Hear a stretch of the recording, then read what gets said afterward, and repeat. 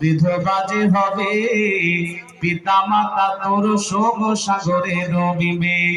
সমগ্র জগৎ মিলে করলে উদ্ধার, তবু মন হাতে তোর নাই নিস্তার।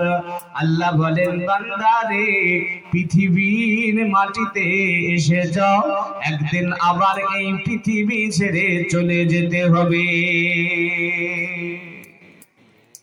এই নবীর উম্মত, খুব গভীর ভাবে আলোচনা বোঝার চেষ্টা করুন, শোনার চেষ্টা করুন। এবার একটা আয়াত বলবো, আপনি এই আয়াতটা যদিও না জানেন, আয়াতের কিঞ্চিত অংশ জানেন। এই আয়াতের মধ্যে আল্লাহ রাব্বুল আলামিন একটা গভীর তথ্য লুকিয়ে রেখেছেন। আমরা আয়াতটা তো শুনে থাকি ওয়াজ নসিহতের ময়দানে, অথবা জুমার খুতবাতে, অথবা জলসা জুলুসে আমরা আয়াতটা শুনি, কিন্তু এই আয়াতের মধ্যে একটা গভীর তথ্য লুকিয়ে আছে। চলেন সেটাকে নিয়ে আমরা একটু চিন্তা ভাবনা করি। যত তাড়াতাড়ি সম্ভব লাগিয়ে বসে যাও, দাঁড়িয়ে থাকবে না। আরে এই স্ট্যান্ড এলাকার ক্যামেরা লাগানো তাই তো, কি করছো? স্ট্যান্ড লাগিয়ে ভিড় করেছো, চালু করে চুপচাপ বসে যাও। দর্শক শ্রোতাদের, যারা শ্রবণ করছে তাদের একটু ডিস্টার্ব হবে। সম্মানিত ভাইরা, চলেন আল্লাহ রাব্বুল আলামিন কি বলছেন শুনেন। আল্লাহ বলছেন, বিসমিল্লাহির রহমানির রহিম। ওয়ামা জাআলনা লিবাশারিন মিন ক্বাবলিকাল খুলদা আফাইন মিত্তা ফাহুমুল খালিদুন কুল্লু নাফসিন যায়িকাতুল মাআত। আমার আল্লাহ বলেন, নবী গো, আপনার আগে যারা পৃথিবীর মাটিতে এসেছিল তারা কেউ চিরস্থায়ী দুনিয়াতে থাকে নাই। যারা এসেছিল তাদেরকে পৃথিবী থেকে বিদায় নিতে হয়েছে। আপনাকেও মরে যেতে হবে, আপনাকেও পৃথিবী ছাড়তে হবে। আপনাকেও মরে যেতে হবে। নবী গো, আপনি আপনার উম্মতকে জানিয়ে দিন, যদি আপনাকে মৃত্যুবরণ করতে হয়, আপনার উম্মত কি ভেবেছে তারা চিরস্থায়ী দুনিয়াতে থাকবে? নবী গো, আপনি আপনার উম্মতকে জানিয়ে দিন, কুল্লু নাফসিন যায়িকাতুল মাউত, মওতের হাতে গ্রেফতার হতে হবে। ভাইয়া, আপনাদেরকে একটা জিজ্ঞাসা করব, উত্তর দিতে হবে। বাংলাদেশের শ্রোতারা একটু কথা বলে, ওদের মতে একটু কথা বলবেন। আপনাদের দোয়ার বাবার কাছে এই বছরে প্রায় বাংলাদেশে 30টার উপরে প্রোগ্রাম করেছি। তো বাংলাদেশের শ্রোতাকে কিছু জিজ্ঞাসা করলে উত্তর দেয়, আপনারা একটু তাদের মতো বলবেন। বলেন তো, পৃথিবীর মাটিতে যত মানুষ এসেছিলেন, আছেন, আসবেন, এই মানুষের মধ্যে সর্বশ্রেষ্ঠ মহামানব কে? মুহাম্মদুর রাসূলুল্লাহ সাল্লাল্লাহু আলাইহি ওয়াসাল্লাম। আমার নবী হলেন সর্বশ্রেষ্ঠ মহামানব। জি, আমার নবীর তুলনা হয়নি, হবে না, হতেও পারে না। এখন আমার নবীর চরিত্র নিয়ে পৃথিবীতে কিছু নাস্তিকের দল আছে, কিছু অবৈধ সন্তান আছে, কিছু নরদামার কীট আছে, কিছু উল্লুকা পাঠা আছে, যারা আমার নবীর চরিত্র নিয়ে উল্টা পাল্টা মন্তব্য করে। করে না? করে না? বাংলাদেশের কিছু নাস্তিক আছে, ভারতের কিছু হাইনা নাস্তিক আছে, যারা আমার নবীর চরিত্র নিয়ে অনেক কটু মন্তব্য করে। এখন তাদের কটু মন্তব্যে আমার নবীর চরিত্রের কিছু আসে যায়? কথা বলেন, আসে যায়? যায় না। আমি মৌলভী শামীম আখতার আপনাদের এলাকাতে আজকে জলসা করতে এসেছি। এখন আগামী কালকে এই জায়গা থেকে চলে যাব আপনাদের লোহাপুর মোড়ে কোনো একজন ব্যক্তি কোরআনের ইলম নেই, হাদিসের ইলম নেই, মসজিদে যায় না, নামাজও ঠিকঠাক ভাবে পড়ে না। এই ব্যক্তি যদি আমার ব্যাপারে বলে যে মৌলভী শামীম আখতার ডোমকল থেকে লোহাপুরে জলসা করতে এসেছিল, ও যা বলে গেছে সব ভুল, ও কোরআন হাদিসের কিছু জানে না, তো বলেন ওর কথাতে আমার কিছু আসে যায়? যদি আপনাদের মাদ্রাসার সম্মানিত শেখ মৌসা হক্কানি সাহেব যদি বলে যে শামীম আখতারকে আর ডাকবো না, কোরআন হাদিস ভুল বলে গেছে, তাহলে আমাকে ভাবতে হবে যে আমার কিছু ভুল আছে। এখন নবীর চরিত্র নিয়ে পৃথিবীর কিছু নাস্তিক আছে, নারদামার কীট আছে, যারা আমার নবীর চরিত্র নিয়ে কুটো মন্তব্য করছে, কিন্তু আমার নবীর চরিত্র সম্বন্ধে আল্লাহ সার্টিফিকেট দিচ্ছেন, নবী গো আপনি হলেন সর্বশ্রেষ্ঠ, আপনার আদর্শটাকে পৃথিবীবাসীর জন্য আদর্শ করে দিয়েছি, আইডিয়ালটাকে মডেল বানিয়ে দিয়েছি, আপনি হলেন সবার জন্য একজন আদর্শবান ব্যক্তি। বন্ধুরে আমার, 63 বছরের জিন্দেগি পেয়েছিলেন আমার নবী, কোনদিন কোন মানুষকে মজাক করেও মিথ্যা কথা বলেননি, চুগলখড়ি করেননি, কোন মানুষকে কষ্ট দেননি, হারাম খাননি, কোন মানুষের সঙ্গে খারাপ আচরণ করেননি। আমার নবী হলেন সর্বশ্রেষ্ঠ মহামানব, নবীদের মধ্যে সর্বশ্রেষ্ঠ, নেতা হিসাবে সর্বশ্রেষ্ঠ, স্বামী হিসাবে সর্বশ্রেষ্ঠ, নবীজির তুলনা হয় না, হবে না, হবে না। এত দামি ব্যক্তিকে আমার আল্লাহ ডেকে বলছেন, নবী হে আফা ইন্মিতা, আপনাকে মরে যেতে হবে।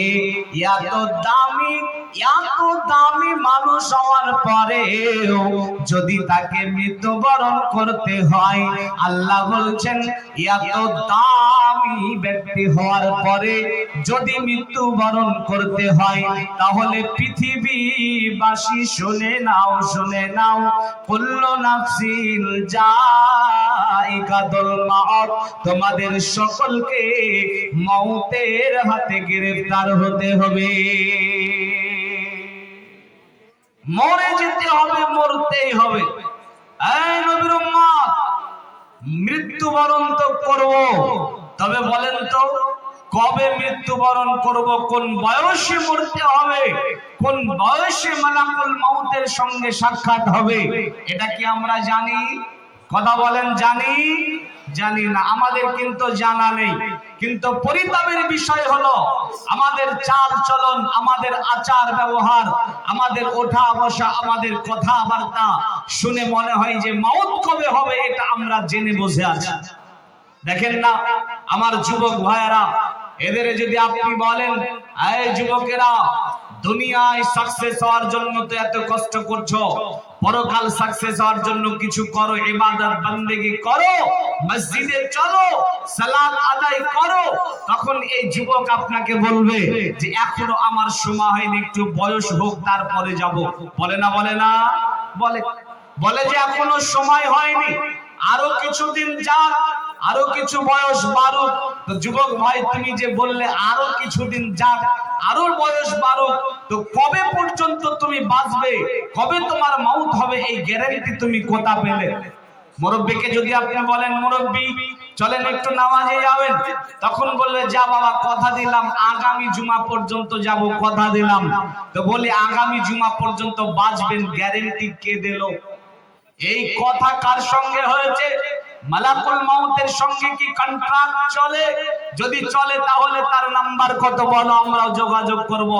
আমাদের কথাবার্তা শুনে মনে হয় যে আমরা জেনে বসে আছি মাউত কবে হবে। ভাইয়ান, মাউত কবে হবে আমরা এটা কেউ জানি না। আমার আল্লাহ বলেন বিসমিল্লাহির রহমানির রহিম, ওমা তাদরি নাফসুম মাযা তাকসিবু গাদা ওমা তাদরি নাফসুম বিআইয়ি আরযি তামাত। दो चीज आदमी रा কাসা জোর জোর, এক আবেদনা দেখা দেখা হে গোর। দুই জিনিস মানুষের করে আকর্ষণ, প্রথম তার দানা পানি, দ্বিতীয় মরণা। যার যেথা লেখা আছে যাইবে খাইয়া, মরণ যেখানে যার যাইবে ঘটিয়া। কার কথা মরণ আছে থাকতো যদি জানা, দুর্ঘটনা হয়ে মানুষ কবু মরিত না। আমার আল্লাহ বলেন ওমা তাদরি নাফসুম মাযা তাকসিবু গাদা। আল্লাহ বলেন বান্দারে, আগামী কালকে তুমি কোথায় যাবে, কি খাবে, এটা তুমি জানো না, আমি আল্লাহ জানি। ওমা তাদরি নাফসুম মাযা তাকসিবু গাদা ওমা তাদরি নাফসুম বিআইয়ি আরযি তামুত। আর কখন তোমার মওত হবে এটা আমি আল্লাহ জানি, তাছাড়া কেউ জানে না।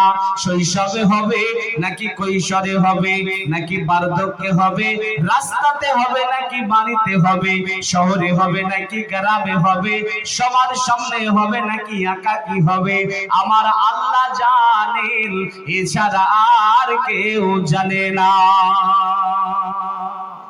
মওত কোন বয়সে হবে এটা আমাদের জানা নেই, যার জন্য সদা সর্বদা আমাদেরকে মওতের জন্য প্রস্তুতি গ্রহণ করা উচিত। ভাইজান, মওত কবে হবে এই জ্ঞান শুধুমাত্র আমার আল্লাহরই আছে। ইমাম মালিক রাহিমাহুল্লাহ খুব ভালো করে শ্রবণ করে নেন আল্লাহর গোলামেরা। ইমাম মালিক রাহিমাহুল্লাহ স্বপ্ন দেখছেন মালাকুল মউতের সঙ্গে দেখা।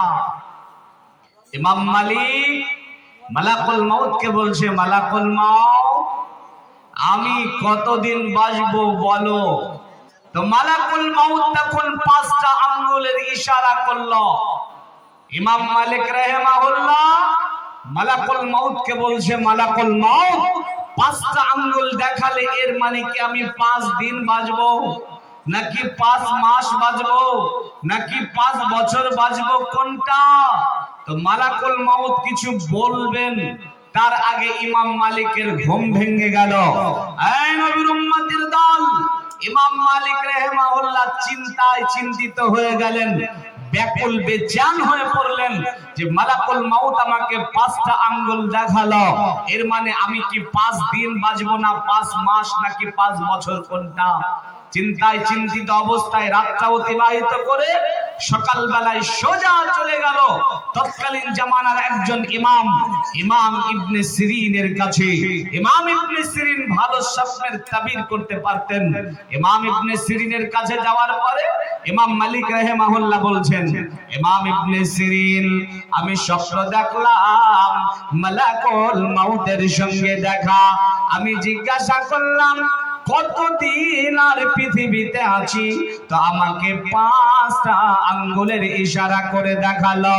আমি জিজ্ঞাসা করলাম 5 দিন নাকি 5 মাস নাকি 5 বছর, তো আমাকে কিছু বলবে। তার আগে আমার ঘুম ভেঙে গেল। ও ইমাম ইবনে সিরিন আপনি আমার স্বপ্নের তাবিরটা করে শোনান, মালাকুল মউত আমাকে কি বোঝাতে চেয়েছে। ইমাম ইবনে সিরিন বলছেন, ও ইমাম মালিক শুনে নেন, শুনে নেন, মালাকুল মউত আপনাকে 5টা আঙ্গুল দেখি কি বোঝাতে চেয়েছে। ইমাম ইবনে সিরিন বলছেন, ইমাম মালিক শুনে নেন, পৃথিবীর মাটিতে, আসমানের উপরে, জমিনের উপরে এমন কেউ নেই যেই ব্যক্তি 5টা বিষয়ে ইলম রাখে। 1 নাম্বার হলো কিয়ামত কবে হবে, 2 নাম্বার হলো বৃষ্টি কবে হবে, 3 নাম্বার হলো মায়ের পেটে কি সন্তান আছে, 4 নাম্বার হলো আগামী কালকে কে কোথায় কি খাবে, আর 5 নাম্বার হলো কোন বয়সে কোথায় কার মওত হবে। অতএব ভাইজান গো আমার, মওতের ব্যাপারে আপনি ভাববেন না যে এখনো আমি 2 বছর 5 বছর বেঁচে থাকবো, এমনটা ভাববেন না যে আগামী জুমা পর্যন্ত বেঁচে থাকবো। যে কোনো সময় মওত আপনার কাছে চলে আসতে পারে, মালাকুল মউতের সঙ্গে সাক্ষাৎ হতে পারে। মওতকে কত নিকটে মনে করতে হবে। নবীর একটা হাদিস শুনে নেন। আন ইবনে ওমর রাদিয়াল্লাহু তাআলা আনহু قال আখাজা রাসূলুল্লাহ সাল্লাল্লাহু আলাইহি ওয়াসাল্লাম বিবাজিন জাসাদিন ফাকাল কুন ফিদ দুনিয়া কাআন্নাকা গরীবুন আও আবিরুস সাবিলিন ওয়া উদ্দা নাফসাকা মিন আহলিল কবর। এর নবীর উম্মতের দল ইবনে ওমর রাদিয়াল্লাহু তাআলা আনহু বলেন, আখাজা রাসূলুল্লাহ সাল্লাল্লাহু আলাইহি ওয়াসাল্লাম বিবাজিন জাসাদিন, কোন একদিন আল্লাহর নবী আমার কাছে চলে এলেন। ইবনে ওমর বলেন, আমার কাছে আসার পরে আমার শরীরের একটা জায়গাতে হাত রাখলেন, রাখার পরে বলছেন, ইবনে ওমর শোনো, কুন ফিদ দুনিয়া কাআন্নাকা গরীবুন আও আবিরু সাবিলিন। ইবনে ওমর রে, পৃথিবীতে যতদিন বাঁচবে তুমি পথচারীর মতো বাঁচবে, মুসাফিরের মতো জিন্দেগি যাপন করবে। ওয়া উদ্দা নাফসাকা মিন আহলিল কবর, আর সদা সর্বদা নিজেকে কবরবাসী মনে করবে। ইবনে ওমরকে যখন আল্লাহর নবী এমনি করে বললেন, ইবনে ওমর তার ছেলেদেরকে ডাকলেন, ডাকার পরে বলছেন, বেটা রে, ইজা আমসাইতা ফালা তান্তাজিরিস সাবাহা ওয়া ইজা আসবাহাত ফালা তান্তাজিরিল মাসাহা। বেটারা শোনো, যদি তুমি সকাল পেয়ে যাও তাহলে সন্ধ্যার আশা করবে না, আর যদি সন্ধ্যা পেয়ে যাও তাহলে সকালের আশা করবে না। মাছরাঙ্গা উড়িতেছে উপরে তোমার, কখনো কদিয়া পরে ঠিক নাহি তার। মাছরাঙ্গা মাছ যেমন ধরে দিয়ে যাই, সাথী মাছ যত থাকে কোথাকে পালাই, ওই দিকে নিয়ে গিয়ে গাছের উপরে ডালেতে আছাড় মেরে খাই পেট ভরে। ওই মতো আজরাইল আসিবে ধারাতে, লুকাইয়ে আছে তুমি পাও না দেখিতে। ওই মতো আজরাইল তোমাকে ধরিয়া কবরের মধ্যে কাল খাইবে বসিয়া। বন্ধুরে আমার, যে কোনো সময় মাউত চলে আসতে পারে। সকাল পেলে সন্ধ্যার আশা করবে না, আর সন্ধ্যা পেলে সকালের আশা করবে না। যে কোনো সময় ভাইজান, আপনি যে টার্গেট নিয়েছেন যে হয়তো যুবকদের টার্গেট হলো বার্ধক্য পর্যন্ত বাঁচা, আর বৃদ্ধদের টার্গেট হলো এখনো কিছুদিন বাঁচা, আগামী জুমা পর্যন্ত বাঁচা, এই রকম টার্গেট নিয়েছিল পৃথিবীতে একজন বিখ্যাত ব্যক্তি। বিখ্যাত ব্যক্তিটার নাম যদি আপনাকে বলি আপনি চিনে যাবেন, মুরব্বীরা না চিনলে যুবকরা তো চিনবেই। সেই বিখ্যাত ব্যক্তির নাম হচ্ছে মাইকেল জ্যাকসন। খুব ভালো করে শোনেন, মাইকেল জ্যাকসন কত বিখ্যাত ব্যক্তি। মোবাইলে দেখেন গুগল আছে, ইন্টারনেটের কার্যক্রম গুগলের মাধ্যমে হয়ে থাকে। মাইকেল কত বিখ্যাত। যেদিন মাইকেল মারা গেল, মাইকেলের নাম গুগলে এত পরিমাণ সার্চ পড়েছে, গুগলে এত পরিমাণ সার্চ পড়েছে, গুগল কর্তৃপক্ষ মনে মনে ভাবছে কোন হ্যাকার হয়তো তাদেরকে হ্যাক করে নিয়েছে, এই কারণে তাদের কার্যক্রম 45 মিনিট স্টপ করে রেখেছিল। মাইকেল কত বিখ্যাত ব্যক্তি। গুগলের মধ্যে একটা সাইট আছে উইকিপিডিয়া। উইকিপিডিয়াতে মাইকেল যেদিন মারা গেল তার নামে এতটা সার্চ পড়লো, উইকিপিডিয়ার কর্তৃপক্ষ মনে মনে করছে যে হয়তো কোনো হ্যাকার হ্যাক করেছে, এই কারণে তাদের কার্যক্রম 1 ঘন্টা বন্ধ করে রেখেছিল। এই আল্লাহর গোলামেরা, মাইকেল স্বল্প সময়ে পপুলারিটি, পরিচিতি অর্জন করেছে। মাইকেল অনেক অর্থ উপার্জন করেছে। কয়েক সেকেন্ড পারফরম্যান্স করার জন্য মাইকেলকে অনেক অর্থ দেওয়া প্রয়োজন হতো। এখন মাইকেল যখন স্বল্প সময়ে পরিচিতি এবং অর্থ উপার্জন করেছে, মাইকেল বিশ্বাস করত মরে যাবে। তবে মাইকেল সে বলল, আমি মরবো ঠিক আছে, কিন্তু পৃথিবীর মাটিতে 150 বছর বাঁচতে চাই। 150 বছর টার্গেট। এই যে আপনার টার্গেট আগামী জমা, অথবা যুবকদের টার্গেট বার্ধক্য পর্যন্ত, এইরকমই টার্গেট মাইকেল নিয়েছিল।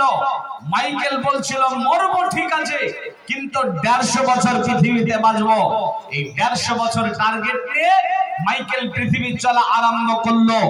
150 বছর বাঁচার জন্য অনেক পার্সোনাল চিকিৎসা করার জন্য ডাক্তারদেরকে বিখ্যাত ডাক্তারদেরকে পার্সোনাল চিকিৎসার জন্য রেখে দিল। মাইকেল যখন কোনো খাবার খায়, পরীক্ষা নিরীক্ষা করে, তারপরে সেই খাদ্য মুখে নাই, মানুষের সামনে যখন আসে গ্লাভস পরে, মাস্ক পরে, কত সচেতনতা। টার্গেট শুধুমাত্র 150 বছর। 150 বছরের টার্গেট নিয়ে এইরকম ভাবে চলতে লাগলো। কিন্তু ভাইজান গো আমার, 150 বছর নয়, মাত্র যখন 50 বছর বয়স হয়েছে, মাইকেলের যখন 50 বছর বয়স হয়েছে, তখন মালাকুল মউত বলছে মাইকেল চলো তোমার সময় হয়ে গেছে। এত পরীক্ষা নিরীক্ষা, এত সচেতনতা, এত চিকিৎসা সব বন্ধ হয়ে গেছে। 50 বছর বয়সে পৃথিবীর মাটি থেকে বিদায় নিয়েছে। 150 বছরের টার্গেট পূরণ করতে পারে নাই। অতএব ওরে নবীর উম্মত, যে কোনো সময় মওত চলে আসতে পারে, মওতের জন্য প্রস্তুত থাকতে হবে। কোরআনে আল্লাহ আয়াত অবতীর্ণ করলেন, ওয়াজাআত সাকরাতুল মাউতি বিল হক। মওত হবে, মওতের যন্ত্রণা হবে, মওতের যন্ত্রণা সঠিক, মওতের যন্ত্রণা সত্য, মওতের ব্যথা সত্য। ওয়াজাআত সাকরাতুল মাউতি বিল হক। মওতের সময় কষ্ট হবে, মওতের সময় ব্যথা হবে, মওতের সময় যন্ত্রণা হবে। আমি খুব দ্রুত বিষয়টাকে ক্লোজ করার চেষ্টা করছি, তার কারণ ইস্তেহারে অনেক আলোচক দেখেছি, জানি না হয়তো যে কোনো সময় আমার বিদায় ঘন্টা বেজে যেতে পারে। তবে এই স্বল্প সময় আপনাকে মওত সম্বন্ধে একটু চিন্তিত করব, আপনি গভীর মনোযোগ দিয়ে আলোচনা শ্রবণ করবেন। এই আয়াতটা যখন অবতীর্ণ হয়ে গেল, তখন বিশ্ব নবী সাহাবাদেরকে ডাকলেন। সাহাবাদেরকে ডেকে বিশ্ব নবী বলছেন, সাহাবারা, আজকে আয়াত অবতীর্ণ হয়েছে, মওতের যন্ত্রণা হক, মওতের যন্ত্রণা সত্য, মওতের যন্ত্রণা ভোগ করতে হবে। তো উপস্থিত সাহাবাদের মধ্যে একজন সাহাবা ছিল যার নাম হচ্ছে আমর ইবনুল আস। আমর ইবনুল আস ওইখানে বসেছিলেন। আমর ইবনুল আসের বড্ড জানার ইচ্ছা হলো যে মওতের যন্ত্রণাটা কেমন হয়। আমর ইবনুল আস এই আয়াতটা অবতীর্ণ হওয়ার পর থেকে যেই ব্যক্তি মৃত্যুর শয্যায় শয়িত, তার কাছে তিনি চলে যেতেন। যাওয়ার পরে তার মাথাতে হাত রাখতেন আর বলতেন, আল্লাহর গোলাম, আল্লাহ বলেছেন মওতের যন্ত্রণা সত্য, তুমি এখন মওতের যন্ত্রণার সম্মুখীন, বলো তোমাকে মওতের যন্ত্রণা কেমন লাগছে। বন্ধুরে আমার, এমনি করে আমর ইবনুল আস মানুষজনের কাছে যেতেন আর মওতের যন্ত্রণা কেমন হবে এটা জানার বড় চেষ্টা করতেন। কিন্তু বন্ধুরে, আমর ইবনুল আস একদিন দুঃখ করে বলছেন, এত মানুষকে জানার চেষ্টা করলাম, কিন্তু কেউ কেন বলল না মওতের যন্ত্রণাটা কেমন। মওতের যন্ত্রণা আমি তো জানতে পারলাম না। দিন গেল, রাত গেল, মাস গেল, বছর গেল, এমনি করতে করতে করতে একদিন আমর ইবনুল আসের মওতের সময় চলে এসেছে। আমর ইবনুল আস মওতের শয্যায় শয়িত। আমর ইবনুল আস পৃথিবীর মাটি থেকে বিদায় নেবে। আমর ইবনুল আস তার ছেলে তার মাথার কাছে বসেছে। বসার পরে বলছে, আব্বা জান, বল এতদিন পর্যন্ত মাউতের যন্ত্রণা কেমন হয় এটা আপনি জানার বড় চেষ্টা করেছেন, কিন্তু আব্বাজান আপনাকে কেউ বলে নাই মাউতের যন্ত্রণা কেমন। আজকে আপনি নিজেই মাউতের যন্ত্রণার সম্মুখীন হয়েছেন, আজকে আপনি আমাদের বলে যান মাউতের যন্ত্রণা কেমন লাগছে। আমর ইবনুল আস চুপ, কথা বলতে পারেন না। আবারও তার ছেলে বলছে আব্বাজান আমাদের বলে যান মাউতের যন্ত্রণা কেমন লাগছে। আমর ইবনুল আস তখন বলছে বেটা রে আজকে বুঝতে পারলাম মানুষজন কেন আমাকে মাউতের যন্ত্রণা সম্বন্ধে বলে নাই। বেটা শোনো, মাউতের যন্ত্রণা বলা যায় না, মাউতের যন্ত্রণা কত কঠিন এটা বর্ণনার ঊর্ধ্বে, এটা বর্ণনা করা যায় না। তবে বেটা শোনো, আমি তোমাকে চারটা কথা বলবো, তুমি বুঝে নেবে মাউতের যন্ত্রণা কেমন। আমর ইবনুল আস বলছে বেটা শোনো, এক নাম্বার শোনো, মনে হচ্ছে যেন আসমানটা ভেঙে গেছে, আসমানটা ভেঙে আমার মাথার উপরে পড়েছে। দুই নাম্বার যেন মনে হচ্ছে মদিনার বড় বড় পাহাড়গুলি আমার উপরে চাপানো আছে। তিন নাম্বার যেন মনে হচ্ছে খাজুরের কাঁটা আমার পেটের মধ্যে হানা হচ্ছে। আর চার নাম্বার যেন চুয়ের ছিদ্র দিয়ে আমার শ্বাস প্রশ্বাস বের হচ্ছে। বেটা বুঝে নিও মাউতের যন্ত্রণা কেমন হবে। বন্ধুরে আমার, আমার আল্লাহ বলছেন ওয়াজাআত সাকরাতুল মাউতি বিল হক, এই মাউতের যন্ত্রণা সত্য, মাউতের যন্ত্রণা হক, মাউতের যন্ত্রণা সত্য। এই মাউতের যন্ত্রণার সম্মুখীন একদিন আপনাকে আমাকে হতেই হবে। মাউতের যন্ত্রণা সত্য, মাউতের যন্ত্রণা কঠিন। এটা যদি পৃথিবীর আর কোন মানুষকে নয়, শুধুমাত্র মুহাম্মদুর রাসূলুল্লাহ সাল্লাল্লাহু আলাইহি সাল্লামের মাউতের শয্যাটাকে নিয়ে আপনি একটু চিন্তা করেন, তাহলে বুঝে যাবেন মাউতের যন্ত্রণাটা কেমন হতে পারে। ভাইয়া আমার নবী তায়েফের ময়দানে গিয়েছিলেন দিন প্রচারের জন্য। আমার নবীকে তায়েফবাসী নির্মমভাবে অত্যাচার করেছিল। আমার নবীর উপরে জিহাদের ময়দানে অত্যাচার হয়েছে, দাঁত ভেঙে দিয়েছে বেদিনেরা মুশরিকেরা আমার নবীকে কত কষ্ট দিয়েছে, কিন্তু আমার নবী আল্লাহকে কখনো বলেননি যে আল্লাহ এই মাউতের যন্ত্রণা আমি সহ্য করতে, এই যন্ত্রণা আমি সহ্য করতে পারছি না। কিন্তু যখন মৃত্যুর শয্যায় শয়িত বিশ্ব নবীর কাছে একটা বারতানে পানি রাখা আছে, আম্মা জান আয়েশা রাদিয়াল্লাহু তাআলা আনহা তিনি বলছেন বিশ্ব নবী একবার অজ্ঞান হয়ে যাচ্ছেন আর একবার জ্ঞান ফিরছে। যখন জ্ঞান ফিরছে তখন তিনি নিজে হাতে ওই পানি নিচ্ছেন আর ঠোঁটে মুখে দিচ্ছেন, নিজে হাতে পানি নিচ্ছেন ঠোঁটে মুখে দিচ্ছেন। সাহাবারা আসছেন দেখতে রাসূলকে, আর রাসূলের কষ্ট দেখে কান্নায় ভেঙে পড়ছেন। রাসূলের কন্যা ফাতিমাতুজ জাহরা রাসূলের অবস্থা দেখে কান্নায় ভেঙে পড়েছেন। এই রকম সময় রাসূল এত কষ্টের সম্মুখীন আছেন, আল্লাহকে বলছেন আল্লাহুম্মা হাউবিন আলা মুহাম্মাদিন সাকারাল মাউত, আল্লাহ আমি এই মাউতের যন্ত্রণা সহ্য করতে পারছি না, তুমি আমার মাউতের যন্ত্রণা কমিয়ে দাও। এত কষ্টের সম্মুখীন আমার নবী হয়েছেন, জিহাদের ময়দানে নবীকে কষ্ট দিয়েছে, আল্লাহকে বলেননি যে আল্লাহ সইতে পারছি না, কিন্তু মৃত্যুর সময় আল্লাহকে বলছে যে আল্লাহ আমি এটা সইতে পারছি না, তুমি আবার মাউতের যন্ত্রণা কমিয়ে দাও।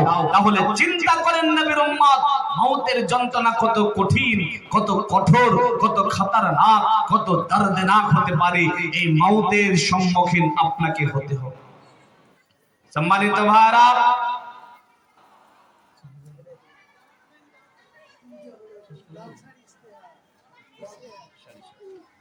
তো ভাইয়া মাউত দুই রকমের হয়, ভালো মানুষের ভালো মাউত, খারাপ মানুষের খারাপ মাউত। দুটা লম্বা হাদিস, এই দুইটা হাদিস যদি আপনার সামনে বর্ণনা করতে পেতাম তাহলে ভালো মাউত কেমন হয়, খারাপ মাউত কেমন হয় এটা বুঝে যেতেন। তবে আমার বিদায় ঘন্টা বেজে গেছে, আর মাত্র 2 মিনিট সময় রয়েছে। 2টা মিনিট সময়ের মধ্যে এই হাদিসটা সম্পূর্ণ করা যাবে না। তবে ভালো আল্লাহওয়ালা যারা, এদের ভালো মওত হয়। আর খারাপ যারা, বদমাশ যারা, বদগার যারা, যারা পৃথিবীর মাটিতে অত্যাচার করে, কালোবাজারি, দুনাম্বারি, বদমাইশি করে, যারা আল্লাহ রাসূলকে মানে না, কোরআন মানে না, ইসলাম মানে না, এদের বদমাউত, খারাপ মাউত হয়। আল্লাহওয়ালা, পরহেজগার, দিনদার, মুত্তাকি, এদের ভালো মাউত হয়। ভালো মাউত, খারাপ মাউত, দুই মাউত হয়। ভালো মাউতটা সম্বন্ধে একটুখানা বলি। আমার হাতে আর মাত্র 2টা মিনিট সময় আছে।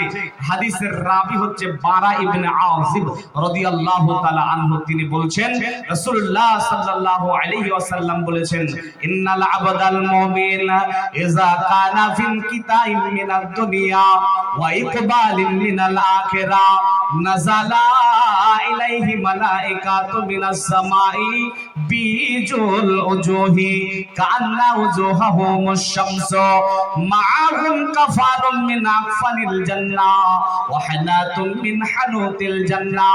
বন্ধুরে আমার, বারা ইবনে আযিব রাদিয়াল্লাহু তাআলা আনহু বলেন, আল্লাহর নবী বলেছেন, ইন্নাল আবদাল মুমিন, ভালো ব্যক্তি, আল্লাহওয়ালা, পরহেজগার ব্যক্তি, যখন তারা দুনিয়া থেকে পরকালে বিদায় নেয়, তখন তাদের আত্মার সঙ্গে কেমন আচরণ করা হয়, তাদের আত্মার সঙ্গে কেমন ব্যবহার করা হয়। নবী আমার বলেন, তাদের আত্মাটাকে কবজ করার জন্য আসমানের উপর থেকে এক দল ফেরেশতা চলে আসে, যারা জান্নাত থেকে কাফন নেয়, হানাতুম মিন হানুতিল জান্নাহ, জান্নাতের সুগন্ধি নেয়। এরপরে মালাকুল মাউত সহ ওই ব্যক্তিটার আত্মাটাকে কবজ করার জন্য চলে আসে। এরপরে ওই আল্লাহওয়ালা ব্যক্তি, যে ব্যক্তি দুনিয়া থেকে পরকালে যাবে, এর আত্মাটাকে কবজ করার জন্য আসার পরে মাদ্দাল বাসারি, চোখের আড়ালে ফেরেশতার দলটি বসে যায়। সুম্মা ইউজাউ মালাকুল মাউত, এরপরে শুধুমাত্র মালাকুল মাউত তার কাছে যায়। তার কাছে যাওয়ার পরে তার মাথার উপরে হাত রেখে বলে, ইয়া আইয়াতুহান নাফসুত তাইয়্যিবা, ওরে ভালো আত্মা, তুখরিজি, বের হয়ে এসো, ইলা মাগফিরাতিম মিনাল্লাহি, আল্লাহর রহমের দিকে বের হয়ে এসো। তখন তার আত্মাটা বের হয়ে আসে। যখন আত্মাটা বেরিয়ে যায়, ওই যে দূরে ফেরেশতার দলটি বসেছিল, ওই ফেরেশতার দল সঙ্গে সঙ্গে চলে আসে।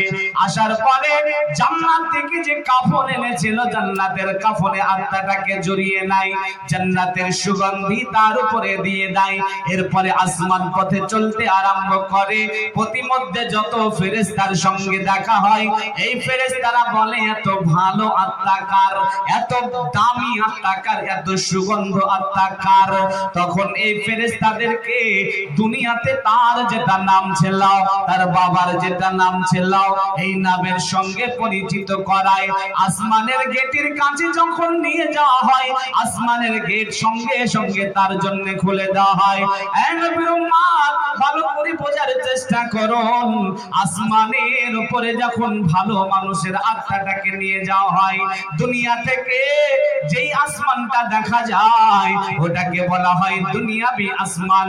এই আসমানের উপরে যত ফেরেশতা আছে, ফেরেশতাগুলা জমা হয়। এরপরে আত্মাটার জন্য ভালো দোয়া করে এবং তার সম্মানার্থে দ্বিতীয় আসমান পর্যন্ত এগিয়ে যায়। দ্বিতীয় আসমানের গেট যখন খোলা হয়, দ্বিতীয় আসমানের ফেরেশতারা জমা হয়, তার জন্য ভালো দোয়া করে এবং তার সম্মানার্থে তৃতীয় আসমান পর্যন্ত এগিয়ে যায়। এমনি করে প্রত্যেক আসমানের ফেরেশতারা পরবর্তী আসমান পর্যন্ত তার সামনে এগিয়ে যায় এবং তার জন্য দোয়া করে। এবারে সপ্তম আসমানের উপরে যাওয়ার পরে আল্লাহর হুকুমে এই আত্মাটাকে জান্নাতের সাব সেন্টার ইল্লিনে রাখা হয়। এমনি করে ভালো মানুষের আত্মাটাকে কবুজ করা হয়, এবারে খারাপটাকে কেমন করে কবুজ করা হয় আজকে আর সময় হলো না। ইনশাআল্লাহ কোনো একদিন যদি আবার সাক্ষাৎ হয় তাহলে আবারও আলোচনা হবে। এই পর্যন্ত আলোচনা সম্পূর্ণ করা সম্ভব হলো না, তবে আগামী কালকে আবার ভগবদ্গীতে দেখা হবে। আপনারা যাবেন ইনশাআল্লাহ, সেখানে আলোচনা শ্রবণ করবেন। তবে আপনাকে আমি এইটুকু দাওয়া দিয়ে এই কথা কটা বলে আপনাকে আমি যেটা বলতে যাচ্ছি ভাই, যে কোনো সময় মাউত চলে আসতে পারে, মাউত একেবারে সন্নিকটে, মাউত একেবারে কাছে, আপনি সব সময় মাউতের জন্য প্রস্তুত থাকবেন। আল্লাহ পাক যেন আমাদের বোঝার মানার তৌফিক এনায়েত করেন। আল্লাহুম্মা আমিন। আসসালামু আলাইকুম ওয়া রাহমাতুল্লাহি ওয়া বারাকাতুহু।